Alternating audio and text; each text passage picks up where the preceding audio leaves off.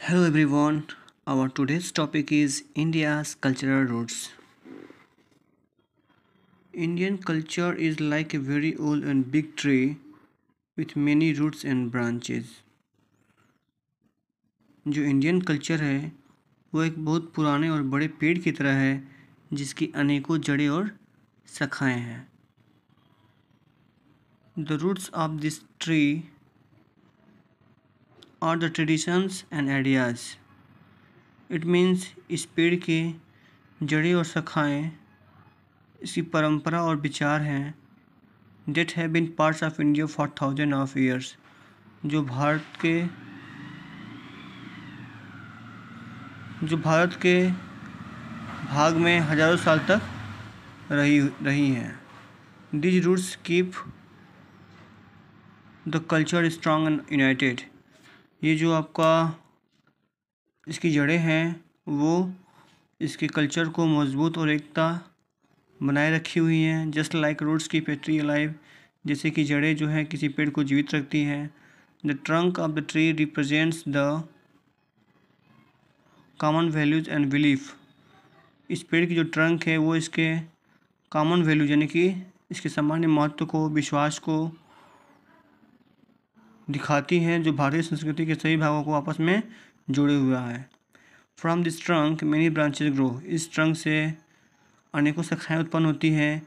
Each representing different aspect of Indian life, जो भारतीय जीवन के अलग अलग पहलुओं को रिप्रेजेंट करता है, दिखाता है, बताता है. आपको पता है कि भारत जो है अलग अलग भाषाओं, संस्कृतियों का देश रहा है, तो उसी के बारे में बात कर रहा है.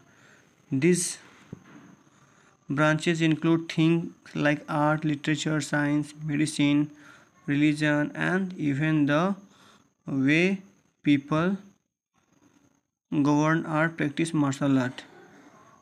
ये जो शाखाएँ हैं ये अपने आप में आर्ट को, लिटरेचर को, साइंस को, मेडिसिन को, रिलीजन को और यहाँ तक कि वे टू गवर्न और प्रैक्टिस मार्शल आर्ट यानी कि मार्शल आर्ट की प्रैक्टिस को भी दिखाता है, बताता है, अपने आप में समाहित किया हुआ है. There are also school of thoughts, यानी कि यहाँ पर विचारों के भी स्कूल हैं. Which are groups of people, जो लोगों का समूह है, वो share similar ideas about life, जो अपने जीवन के विचारों को ठीक है शेयर करते हैं. द वर्ल्ड एंड स्पिरिचुअलिटी, यानी कि अपने जीवन के, संसार के बारे में और अध्यात्म के बारे में विचारों को यहाँ पे शेयर करते हैं. Some of the oldest roots of Indian culture can be traced back to the ancient Indus or Harappan civilization. बोल रहा है कि कुछ भारतीय संस्कृति की कुछ पुरानी जड़ों को प्राचीन इंडस यानी कि सिंधु नदी या हड़प्पन सिविलाइजेशन के द्वारा हम लोग पता लगा सकते हैं. Which existed thousand of years ago, जो हजारों साल पहले अस्तित्व में थी. ओवर टाइम, समय के साथ, hundred of different schools of thoughts and traditions have grown in India.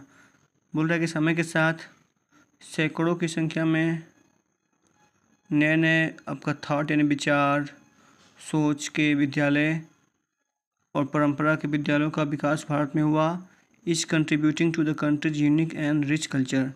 इसमें से प्रत्येक भारत के यूनिक यानी कि अनोखे और समृद्ध संस्कृति में अपना योगदान दिया. By learning about this roots and branches, इन शाखाओं और जड़ों को जानकर समझकर we can better understand what makes India, हम अच्छे से समझ सकते हैं कि इंडिया को क्या बनाता है. आल्सो नोन एज भारत, जिसको भारत भी कहते हैं. सो स्पेशल एंड यूनिक, इसको स्पेशल और यूनिक बनाता है. The Vedas and Vedic culture. What are the Vedas? Vedas क्या हैं? The Vedas are a collection of very old and important books. Veda जो हैं बहुत ही पुराने और महत्वपूर्ण पुस्तकों का संग्रह है. फ्रॉम इंडिया में या इंडिया से. The word Veda comes from Sanskrit word that means knowledge. It means जो आपका वेद शब्द है वो संस्कृत भाषा शब्द का है जिसका मतलब होता है ज्ञान. देयर आर 4 वेद्स, 4 वेद हैं. ऋग्वेद, यजुर्वेद, सामवेद एंड अथर्ववेद।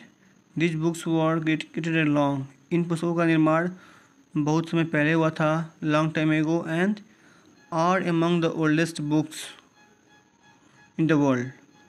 और अब तक की जितनी पुस्तकें हैं उसमें सबसे पुरानी oldest books in the world, संसार में की हैं ये।